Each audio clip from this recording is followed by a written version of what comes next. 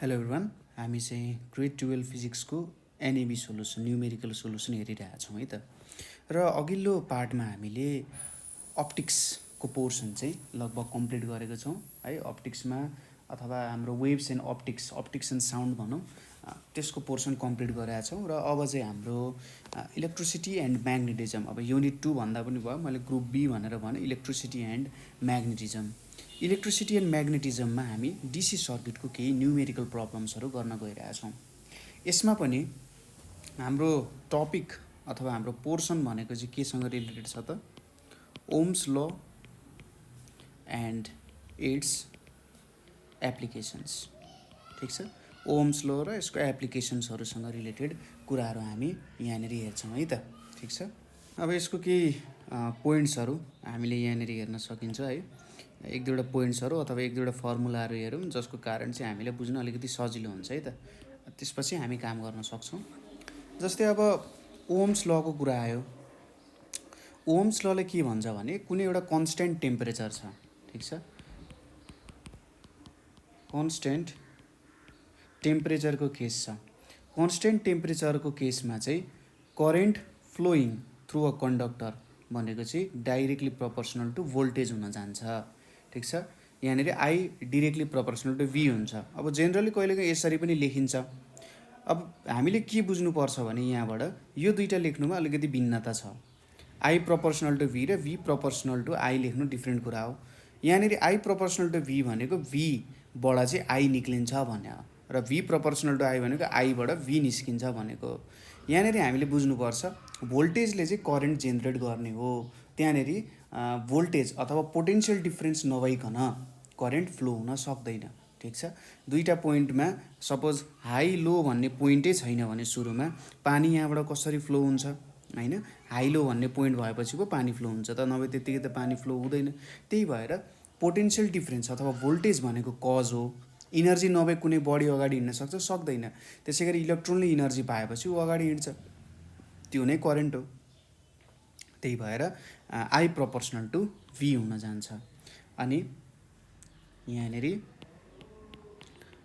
I by भी भनेको चाहिँ एउटा कन्स्ट्यान्ट भ्यालु आउन जान्छ। ठिक छ, आई बाई भी भनेको कन्स्ट्यान्ट हुन जान्छ र यो भ्यालुलाई हामी के भन्छौँ त? कन्डक्टेन्स भनेर भनिन्छ। ठिक छ, कन्डक्टेन्स भनेर भनिन्छ। अब कन्डक्टेन्सको रेसिप्रोकललाई चाहिँ रेजिस्टेन्स भनेर भनिन्छ। ठिक छ, भनेपछि यहाँनिर यसको रेसिप्रोकल मैले भी बाई आई गरेँ भने 1/सिग्मा हुन्छ। यसलाई चाहिँ आर भनिन्छ। यो आर भनेको के हो त? रेजिस्टेन्स। ठिक छ, यसलाई रेजिस्टेन्स भनिन्छ। देयरफोर हामीले के लेख्न सकिन्छ? भी इक्वल्स टु आइआर भनेर लेख्न सकिन्छ। र यो नै हाम्रो के हो त? ओम्स ल हुन्छ। अब यसको डिफ्रेन्ट भेरिएसन्सहरू हुनसक्छ होइन? भेरिएसन्स अनुसार विभिन्न कामहरू भइरहेको हुनसक्छ है। यो भयो हाम्रो ओम्स लको कुरा। करेन्ट भनेको त तपाईँलाई थाहा छँदैछ। करेन्ट भनेको के लेख्न सकिन्छ? Q by T. क्यु भनेको के हो? चार्ज हो। टी भनेको के हो? टाइम हो है। यति कुराहरू तपाईँलाई थाहा नै छ। त्यसै गरी ड्रिफ्ट भेलोसिटी भनेर छ। ड्रिफ्ट भेलोसिटी भनेको कुनै पनि वायरमा है, कुनै पनि वायरमा कति फ्लो भइरहेछ, अथवा ड्रिफ्ट भेलोसिटी भनेको वायरमा इलेक्ट्रोनको भेलोसिटी कति छ भन्नु चाहिँ के हुन जान्छ त? ड्रिफ्ट भेलोसिटी हुन जान्छ। अब ड्रिफ्ट भेलोसिटी र करेन्टको रिलेसन भनेको चाहिँ के हुन्छ त? आई इक्वल्स टु NAVE भनेर हुन्छ। ठिक छ, NAVE हुन जान्छ है। यो यन भनेको के हो? नम्बर अफ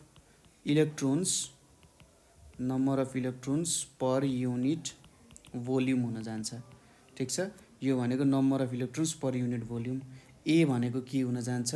ए भनेको क्रस सेक्सनल एरिया हो।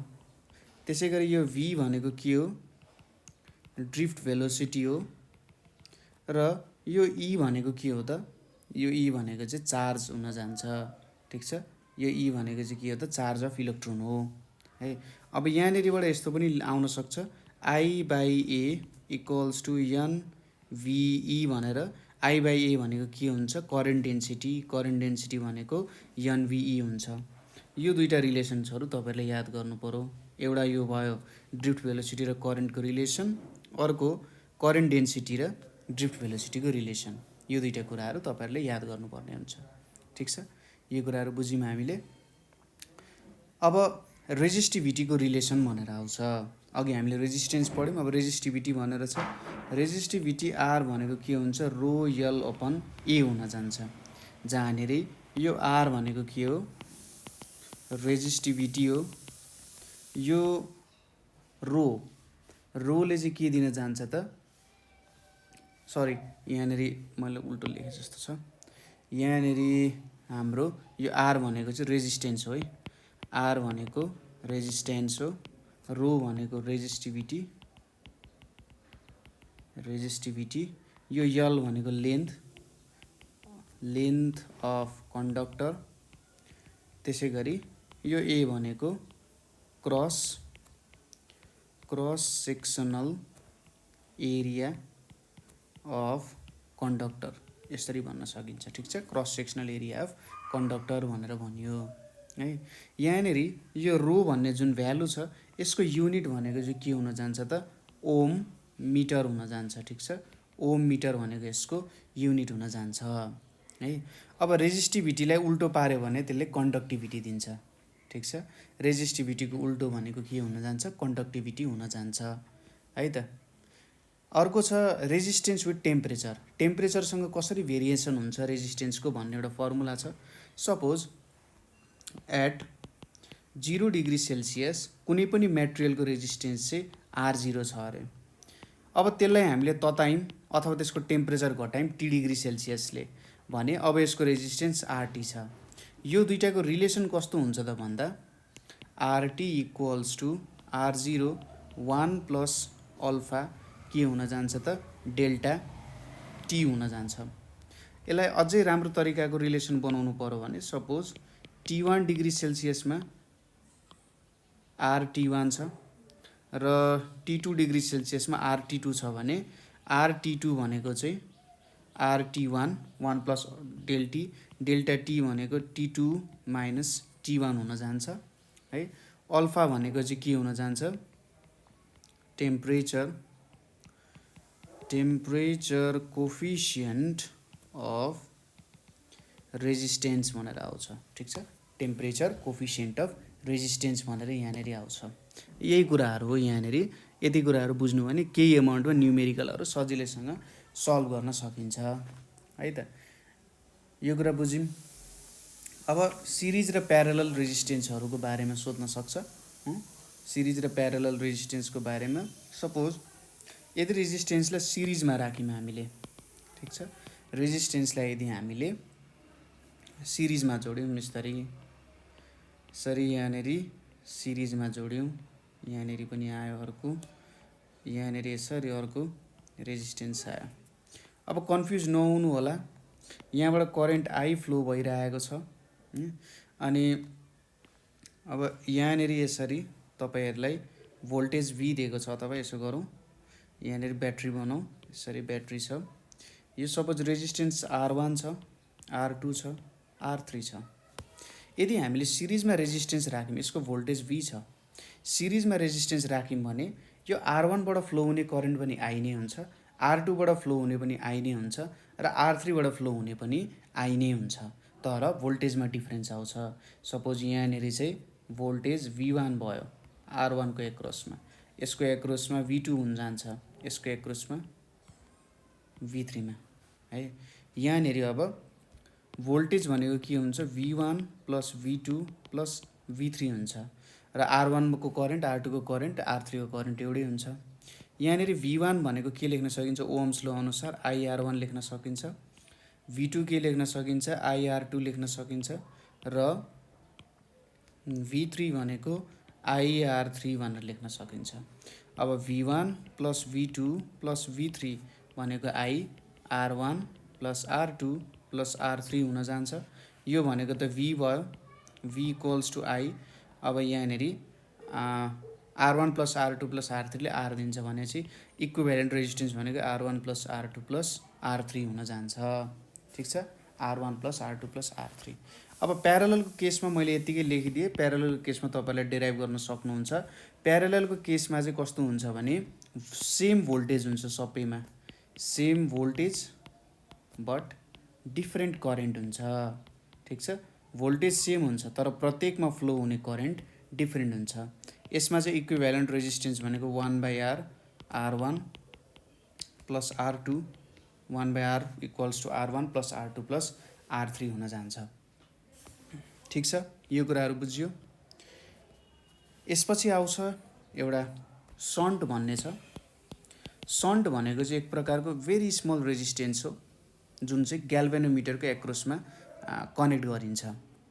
ठिक छ, ग्याल्भेनोमिटरको एक्रसमा कनेक्ट गरिन्छ यो सन्टलाई, ताकि ग्याल्भेनोमिटर चाहिँ हाई करेन्टले ड्यामेज नहोस् भनेर। अब यसको रिलेसन कस्तो हुन्छ भने सन्टमा फ्लो हुने करेन्ट आइजी हो भने I/S/G प्लस यस हुन जान्छ। यहाँनिर यस भनेको सन्टको रेजिस्टेन्स हो, यो भनेको सन्ट रेजिस्टेन्स हुन जान्छ। ठिक छ, यो जी भनेको ग्याल्भेनोमिटरको रेजिस्टेन्स भयो, ग्याल्भेनोमिटर रेजिस्टेन्स, अनि यो आई भनेको टोटल करेन्ट। ठिक छ, टोटल करेन्ट हुन जान्छ। जस्तै यसलाई यसरी हेर्न सकिन्छ, सपोज यो ग्याल्भेनोमिटर भयो है, यहाँनिर हामीले सन्टलाई प्यारेललमा कनेक्ट गऱ्यौँ। ठिक छ, यहाँबाट करेन्ट आई फ्लो भइरहेको छ, सन्ट यस भयो, ग्याल्भेनोमिटर जी भयो। अब यतापट्टि के हुन जान्छ, IS amount of current flow भयो, यतापट्टि IG amount of current flow भइरहेको छ। ठिक छ, अब यो आइजी भनेको कति भयो त, ग्याल्भेनोमिटरबाट फ्लो हुने करेन्ट। अब कसरी भेट्न सकिन्छ होला त कति करेन्ट फ्लो भयो भन्दाखेरि आइजी भनेको आई माइनस आइएस आउन जान्छ।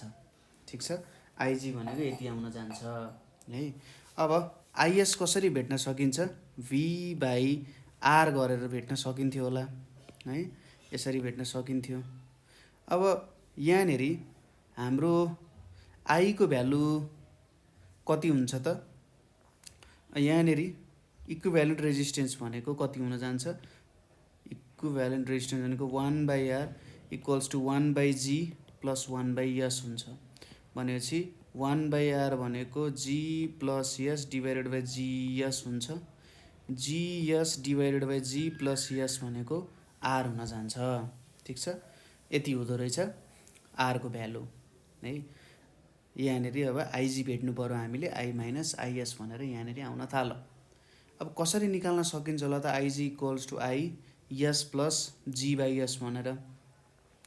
अब आइएसलाई हामीले कति लेख्न सकिन्छ त, यहाँनिर भोल्टेज V हुन्छ है, यहाँनिर अब भोल्टेज त सेम हुन्छ भने आइएस भनेको V/S लेख्न सकिन्छ, यसको एस रेजिस्टेन्स भोल्टेज V। अब भोल्टेज भीलाई के लेख्न सकिन्छ, V भनेको त टोटल भोल्टेज हो भने I times total resistance R लेख्न सकिन्छ। आई कमन लियो भने 1 माइनस रेजिस्टेन्स R कति छ, GS divided by G plus S times S हुन्छ, यस र यस क्यान्सल हुन्छ, यो भनेको यहाँबाट अब आइएस G प्लस यस भनेर आउँछ। यति करेन्ट चाहिँ फ्लो हुँदो रहेछ भन्ने कुरा यहाँबाट बुझिन्छ। ठिक छ, अब एउटा कुरा तपाईँहरूलाई के याद हुनसक्छ भने जहाँनिर थोरै एमाउन्ट अफ रेजिस्टेन्स छ त्यहाँबाट high amount of current flow हुनसक्छ। त्यसैले एकदमै हाई एमाउन्ट अफ करेन्ट आयो भने के हुन्छ त, सन्टको रेजिस्टेन्स एकदमै कम भएको कारण यहाँबाट धेरै करेन्ट फ्लो हुन्छ र ग्याल्भेनोमिटरबाट कम एमाउन्टमा करेन्ट फ्लो हुन्छ। अब कति करेन्ट फ्लो भयो भन्ने कुरा त तपाईँहरूले चेक गर्न सकिहाल्नुहुन्छ, टोटालिटीमा कति फ्लो भयो होला भन्ने कुरा त अब यहाँबाट चेक गर्न सकिहाल्नुहुन्छ नि। यदि ग्याल्भेनोमिटरको करेन्ट थाहा छ, सन्ट र ग्याल्भेनोमिटरको रेजिस्टेन्स थाहा छ भने टोटल करेन्ट कति फ्लो भयो भन्ने पनि थाहा हुन्छ। यहाँबाट तपाईँहरूलाई टोटल एमाउन्ट अफ करेन्ट कति रहेछ त भन्ने कुरा नि क्यालकुलेट गर्न सक्नुहुन्छ। यसरी गरिन्छ। ठिक छ, यो एउटा तरिका भयो नाप्ने तरिका है। अब सपोज ग्याल्भेनोमिटर युज गरेर हामीले भोल्ट मिटरको काम गर्नु पर्यो अथवा भोल्टेज नाप्ने काम गर्नु पर्यो भने जेनरली यो जुन फिगर हामीले बनायौँ यो फिगरबाट चाहिँ हामीले ग्याल्भेनोमिटरलाई एउटा एममिटर अथवा करेन्ट मेजरिङ इन्स्ट्रुमेन्टको रूपमा हामीले युज गर्न सक्छौँ। अघि मैले भने नि आईलाई कसरी मेजर गर्ने भनेर एउटा करेन्ट मेजरिङ इन्स्ट्रुमेन्ट भयो। त्यसै गरी भोल्ट मिटरमा कन्भर्ट गर्नको लागि सपोज यहाँनिर मेरो ग्याल्भेनोमिटर छ, यहाँनिर एकदमै हाई एमाउन्ट अफ रेजिस्टेन्स मैले राख्छु। यहाँनिरबाट IG amount of current flow भइरहेछ, यो जी भयो, यो आर भयो। अब यहाँनिर भोल्टेज भनेको के हुन जान्छ, आइजी आर प्लस जी हुन जान्छ। ठिक छ, ग्याल्भेनोमिटरसँग भोल्टेज एक्रस यहाँनिरसँग देन यति हुन जान्छ। भी भोल्टेज भनेको IG is the maximum current that can pass through galvanometer. ठिक छ, म्याक्सिमम करेन्ट ग्याल्भेनोमिटरबाट पास हुन सक्ने। अनि भोल्टेज भनेको त अब यहाँदेखि यो पोइन्टसम्मको भोल्टेज हामीले लियौँ भने यति भोल्टेज हामीले मेजर गर्छौँ। यो जी प्लस आर भनेको चाहिँ टोटल एउटा सिरिज कम्बिनेसन गरेर चाहिँ एउटा रेजिस्टेन्स भयो चाहिँ आइजी टाइम्स यति गऱ्यौँ भने आउँछ। ग्याल्भेनोमिटरबाट म्याक्सिमम करेन्ट कति फ्लो हुनसक्छ त्यति फ्लो गराएर हामीले काम गर्न सकिन्छ है त। अब एकदम जेनरल रूपमा भन्नुपर्दा यही नै न्युमेरिकल्सहरू, यही अनुसारै न्युमेरिकल्सहरू सोधिरह हुन्छ है। कहीँनिर अलिकति डिफ्रेन्ट नयाँ कुराहरू आयो भने म तपाईँहरूलाई भनिहाल्छु के नयाँ काम गर्न सकिन्छ अथवा कसरी काम गर्न सकिन्छ भनेर। ठिक छ, ल अब हामी जाउँ है त, हाम्रो न्युमेरिकल पोर्सनतिर जाउँ। यहाँनिर हेरौँ, फर्स्ट क्वेसन भनेको हाम्रो के छ त भन्दा, to resistance 1000 and 2000 are placed in series with 50 volt mains supply. What will be the reading on a voltmeter of internal resistance 2000 ohm when placed across 1000 ohm resistor? What fractional change in voltage occurs when voltmeter is connected? सुरुमा figure बनाउने कोसिस गर्ने।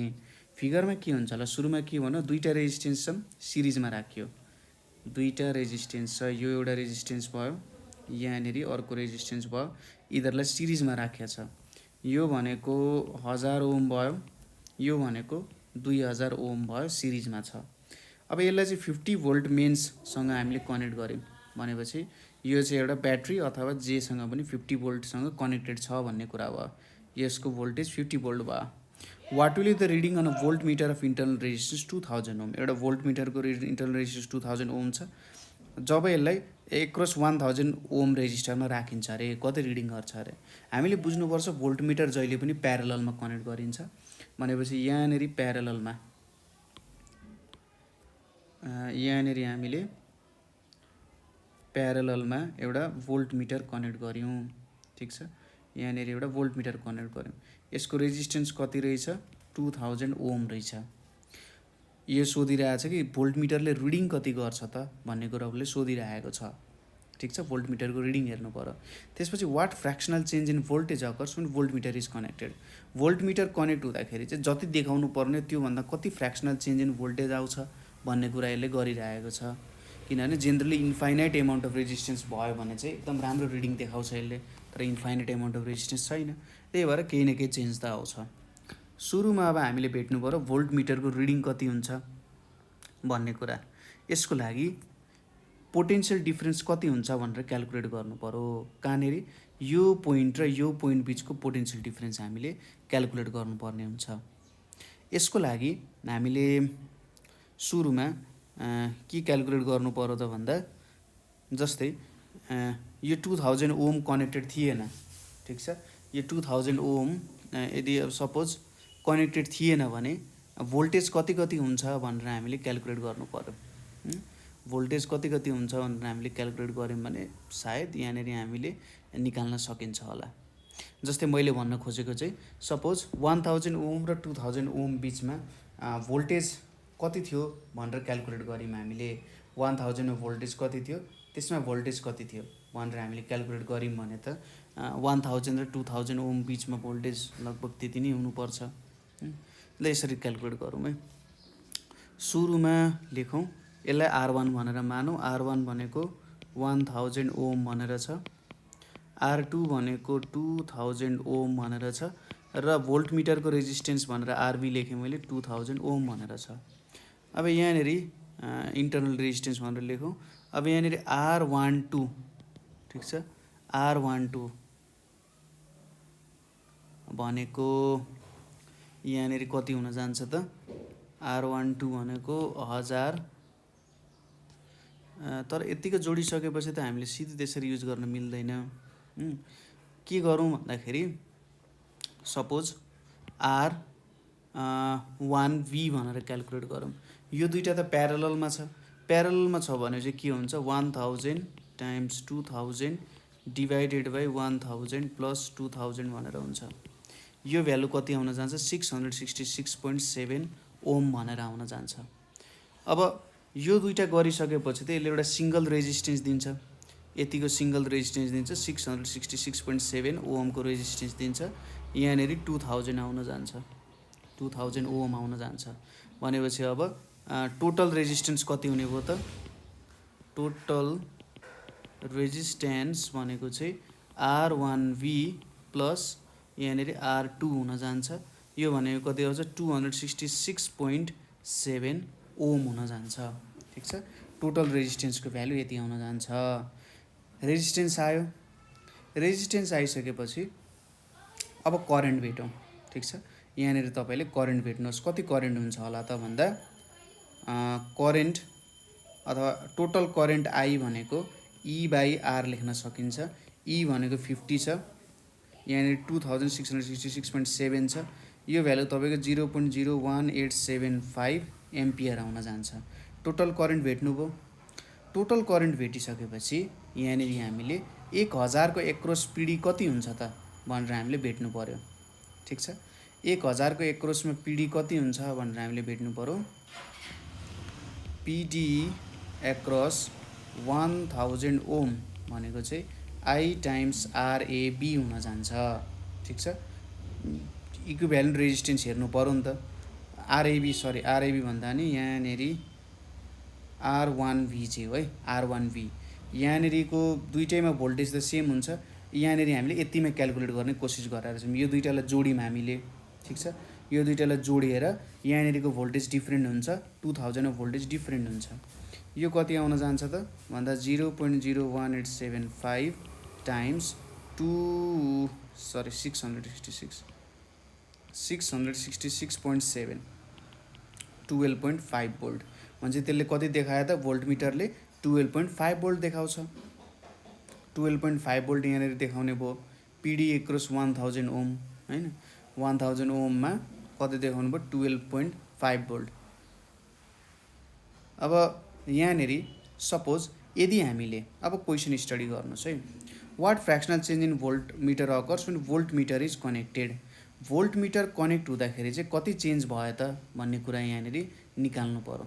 ठिक छ, अब suppose हामीले यो फ्र्याक्सनल change निकाल्ने भनेको भोल्ट मिटर कनेक्ट गर्नु अगाडि भोल्टेज कति थियो र भोल्ट मिटर कनेक्ट गरिसकेपछि भोल्टेज कति थियो भन्ने कुरा उसले यहाँनेरि हामीले सोध्ने कोसिस गरिरहेको छ।